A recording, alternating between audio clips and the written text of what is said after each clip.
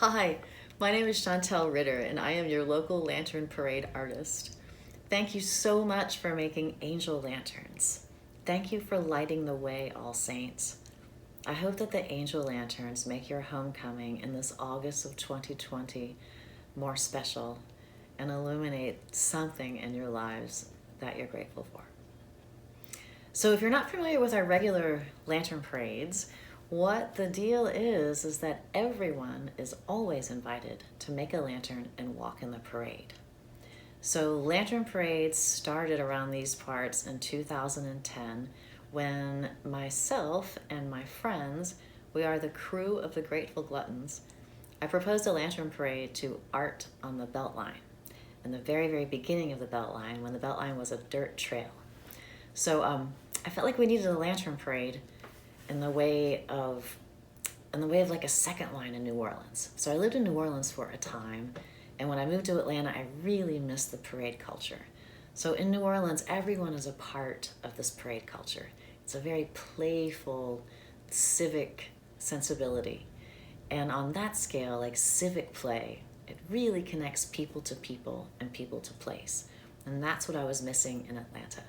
So I was watching lantern parades around the world and combining that idea with the idea of New Orleans second line, and then making it so that everyone was invited to participate. So the very first year, 400 people came to our Beltline Lantern Parade. And then by 2015, it was around 70,000. So that's what we had last year on our 10th year. We started other lantern parades in the area too. There's one in Decatur, Sandy Springs. We have Parliament of Owls in Midtown. And now there's a lantern parade in Hilton Head Island. That was our newest one. So I can't help but feel that lantern parades met a need. And I love to wonder what exactly that need is. I think we have a need to manifest collective joy. I think we have a common calling to delight one another. And when we answer that call, it does a body good. It's restorative.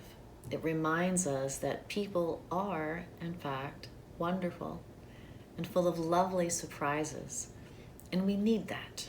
We need to reaffirm that.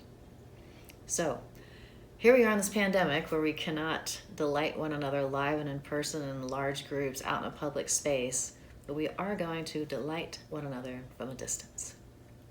So, about these angels. So when I thought of this angel lantern design, I thought of how like leaving a space in the center of the angel, like a doorway to hold and keep safe what we love. So I was missing my mom, and that's a picture of me and mom and me and my honey and my cat in our house and my crew. And then it was May, and I was missing my friends that I started the Decatur Lantern Parade with, so I made one about them. And then, somewhere in there was that really bad day in New York where we lost John Prine and some of the Zulu crew. So I made a little collage about that. And I didn't really mean for them to be memorials, but, some stuff has really gone down this year. So I made this one for George Floyd, and I took it to a candlelit vigil for him. And so there's my 4, and I'm about to make another one with you. Okay, so these angel lanterns, I have, your kit comes with an instruction sheet, and I've done my best to try to explain how they go together in the order that they go together the easiest. So it is called a paper cut angel lantern because it has to do with cutting a lot of paper. So the first thing is to cut out all your pieces and parts and then assemble it. So I would recommend using scissors for the big cuts. And then you have an X-Acto knife in your kit. These little things will get away from you. So you see, I taped on a little red flag on mine so it doesn't roll off the table, and I always know where it is. And So safety with the knives, pointy end down. If you take a break, put the cap on and take a break. I hope you think of your subject, the subject of your collage, and then the time that you're cutting out the paper as a contemplative time to think about your focus. And do it over a period of time. I hope you're not in a hurry with it. I love the way it feels to cut the paper. I really enjoy it. And there's a bit of that. So I'm gonna use just a kitchen cutting board. You could use cardboard. You could use the back of a notebook would be fine. I've done, so this is the front of the angel where the doors open.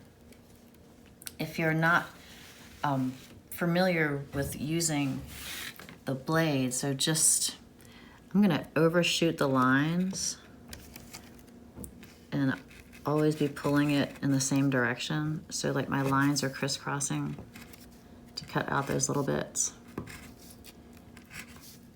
And I saved all these little birds to use in my collage. I'm particularly proud of the birds because they cast their bird light onto the wings of the angel. There's a storm outside. I wonder if you can hear it. Yay for the rain though, right? And there we have our bird. So the instructions say to cut out the stripy parts as you like. So you do not have to cut out every stripy part. It's entirely up to you. That's a time flies symbol. In fact, for these doors, I cut out the reverse of the stripy part. So that is your design choice. I'm gonna set this over here. And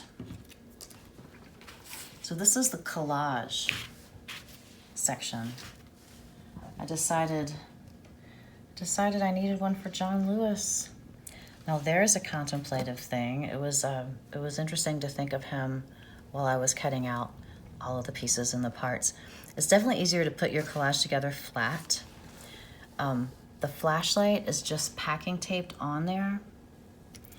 There's a little piece on the back that is for your stick. The stick's cool if you want to stick it in a house plant, and someday we're gonna parade together. So all I did was roll up that piece of paper. You'll see the part. There's an illustration. I just rolled it around the stick, taped it, and then hot glued it to the back of it. Easier done while it's flat. So we're going to put the front together. So this part, it says that it matches up to the corner.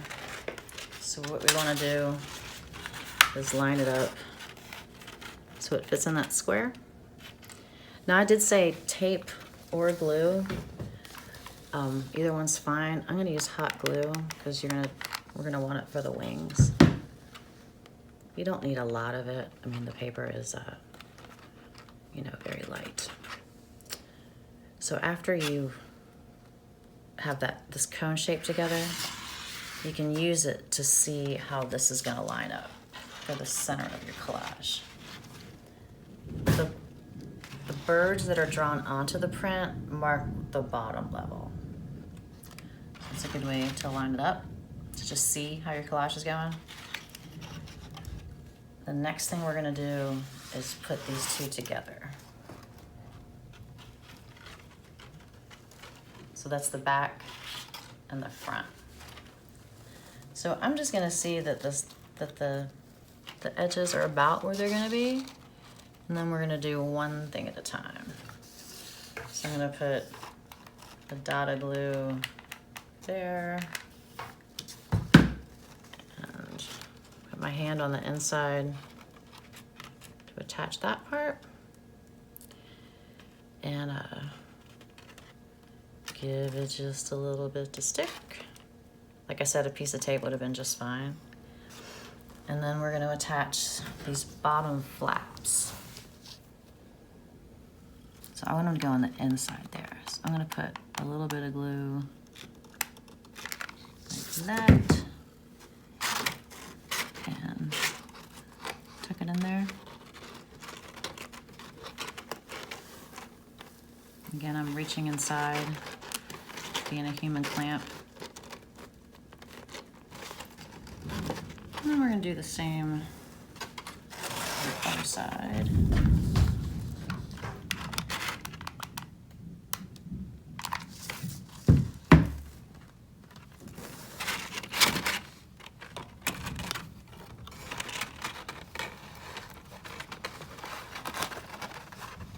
Get a little bit to move it, a little bit of time to get it straight. There we go. And that's all you really need, just a dot at the top and some on the side. That there's a gap here is fine. A little bit of light will come out and that'll be nice. The head, so you'll see in the print, it just has the eyes. So I drew in a nose and the lips for Mr. Lewis's angel, and I'm curling it a little bit. We're gonna set it in here. So for that, just a little dot will do ya.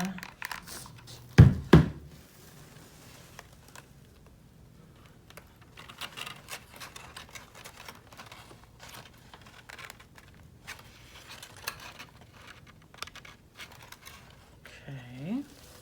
So for the wings, I have this cut and fold tab. I think the wings are nice with a little curve to them, like that.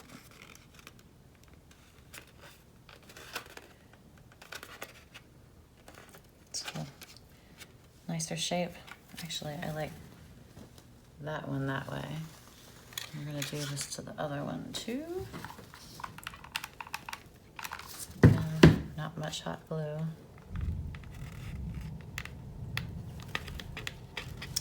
And then I have drawn in where the wings go. It is, you know, it's not like in stone, right? If you want your wings to be shaped a little differently, you can, you know, move them around where you want them. But I'm gonna put just a little bit of glue on them. And I'm particularly, like I said, thrilled about these birds casting on the inside of the wings. Can you see that? Underneath of the wings. So if you turn your light on when you're doing this, you can see it. There they are. And the same for the other one.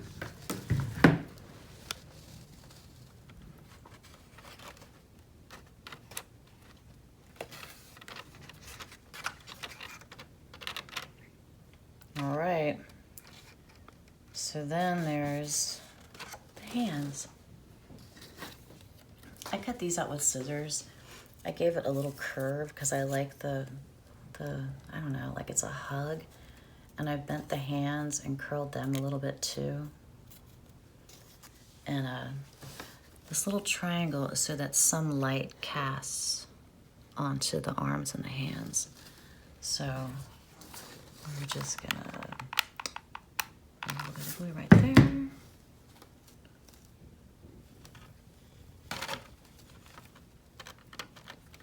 And same for the other one.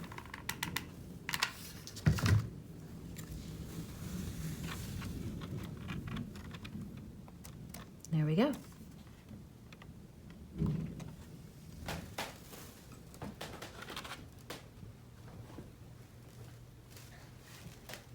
I hope you have fun making your angel. I cannot wait to see them.